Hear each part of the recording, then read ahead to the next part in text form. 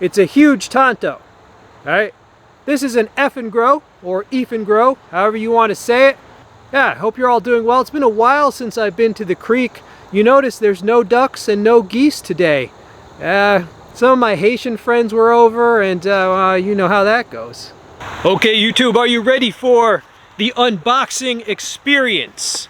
Yes, now I've already tested this out, but if you were to buy this on Amazon, it would arrive in a box like this. High quality knife, yes. Now the unboxing experience, it's kind of like the girlfriend experience, but with no happy ending. Alright, so here's the knife. Alright, let's do the sheath first while we're here. This is a Kydex sheath. It has eyelets right there. It holds it in securely, has a nice spot to push off of. That's perfect.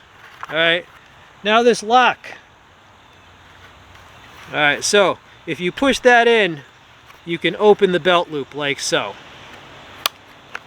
Alright, but if you slide it that way, it cannot push in, so it locks it.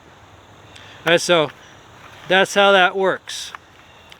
So this is a tactical sheath. It works fine. It has a drainage hole right there. So that's the sheath. Now I would say that this is a very impressive blade. I mean, check that out. Alright, let me show you the official stats. Okay, so the brand is Eafengrow. This is model EF142. The steel is DC53. That is the hardness. The blade length is 6.4 inches. It is 5.5 millimeters thick. It's got G10 handle scales, which are two-tone. Kydex sheath. It was $70, but I think they have a 10% off coupon on it right now. So $70 or less. And the weight with the sheath, 21.7 ounces. So you got a lot of texture on those G10 scales, which is a good thing. You've got two lanyard holes there. True full tank construction. Right? 5.5 millimeters thick. That's a good thing. It's got jimping on a thumb rest right here. I like the partial flat grind. That is way better than a partial hollow for this application, I would say. Alright, it's a nice point, Tanto tip. Alright, it's got the sub tip as well, which will bite in if you need it to in a chop.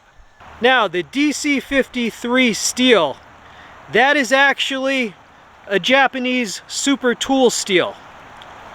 It's a very good steel. It is superior to D2. It just has superior wear resistance, just toughness, edge retention. You can harden it safely without it becoming prone to chipping. I feel like this is meant as a, quote, survival knife, just because it is so overbuilt, right? Thick, heavy, overbuilt. This is the type of thing you carry when you absolutely have to be sure that your knife is not going to break.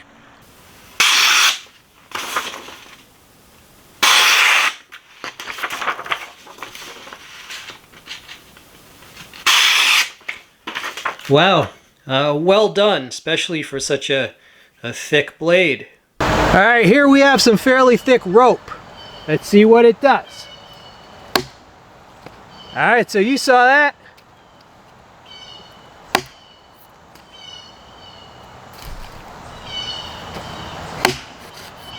Does great on the rope.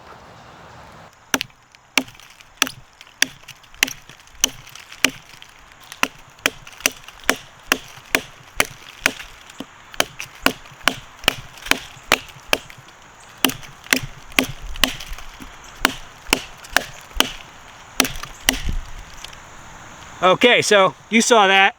Now as you can see, it has a fairly pointed tip, right? So if for some crazy reason, you know, you needed to stab into things, it can do that, right? Not sure necessarily why you would, unless it's an extreme situation, but it can do that. Like on one end of the spectrum, you have a Mora knife, which is a great slicer. On the other end, you have a hatchet, which is a great chopper, and this is in between. This will slice and do a little bit of chopping. This is a strap similar to a seat belt. Goes right through. There you go. This is a piece of a box.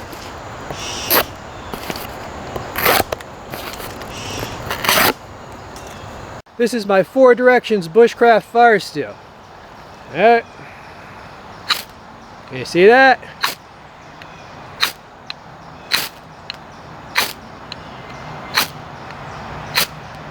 Alright, so you saw that. I'm using one of the notches from the jimping to do that, right? So it can definitely be used as a striker. Now YouTube, this is the time in the video where I remind you to represent for the knife community with engagement. If you have time, leave a positive comment. I really appreciate it. Okay, more notching. This time I'm not going to chop into it. I'll just do it this way. Hope you're all doing well these days. It's been a while since I've seen this the stick of notch practicing.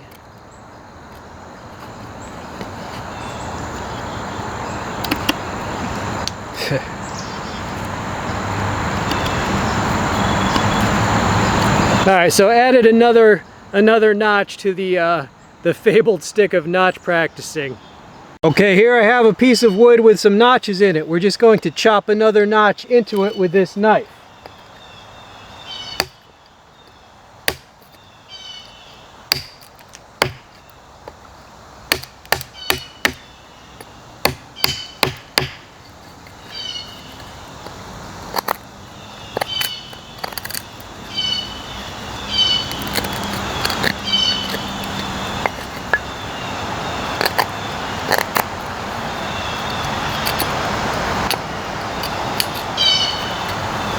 So you saw that in a very short period of time we chopped a notch onto this piece of wood, and if you wanted to, you know, you could clean that up a lot more.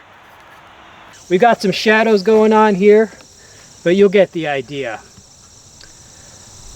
I almost never use a knife of this length for splitting because it's easier to use a much longer knife or to use a hatchet. So this demonstration is just to put some use on this, right?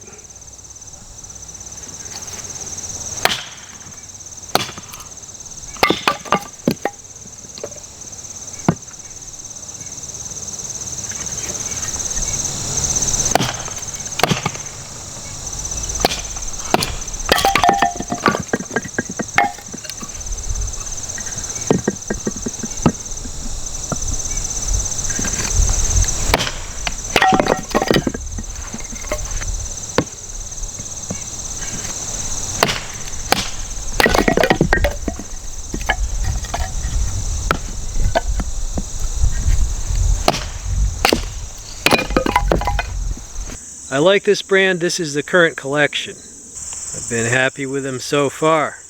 This brand has a knack for winning blade shapes, in my opinion. Maybe just try one. Maybe try one of their smaller fixed blades and see if you like it. This one is particularly nice. I've already done a review of this. This is one of the more budget-friendly offerings from them. This was the first one that I reviewed, their first fixed blade. This is a true beast, as you can see. I actually picked these two up on the same day because they were having like a sale where if you buy 2, you get a discount. This thing is a super beast. This knife came sharp.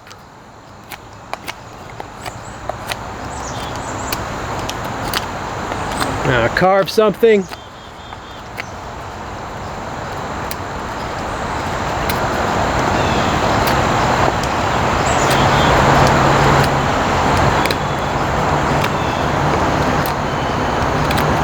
Make a tent steak, whatever you want. Vampire steak.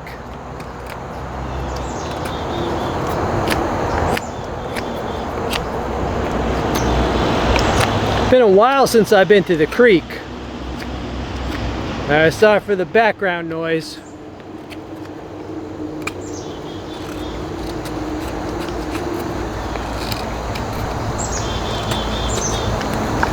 So there you go. If you had to carve something, certainly could. Yeah, because this thing is so wide and heavy, it's a little better for hammering things than most knives. All right, speaking of survival knife, yeah, you can hammer a steak in there. Now, because the blade is so wide, you can also dig with this knife.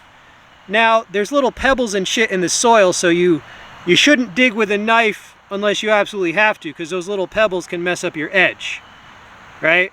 But it's good to know that if you had to, right, this thing would be pretty good at digging. So the contoured handle combined with the good texture here, it really gives you a safe, secure grip. It's also good for chopping, right? It's ergonomic for chopping, that grip. I would say that this is a pretty impressive knife.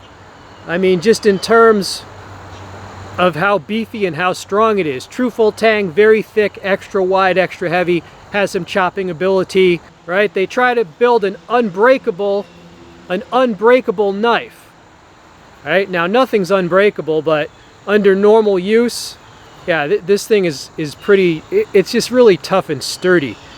You gotta figure, you know, when I was chopping those pieces of rope and they just severed it easily, what do you think this would do to a finger or two, right? What would this do to a finger? It'd chop it just like that rope. I'm not saying that I'm not saying it's a fighting blade. I think it's more like a survival knife, but you never know what you might have to do, especially some sort of crazy military situation. I bought this on Amazon so I could return it if I want, right? There's no risk to me, but I'm going to keep it because I do feel that's a useful knife, a good addition to the collection. I can get a lot of use out of this if I want to. Just use it as I would just use this as a mini meat cleaver at the barbecue, right? But if you need a survival knife, this would be good for that. All right, I hope you enjoyed the video. This has been We All Juggle Knives. I'm out.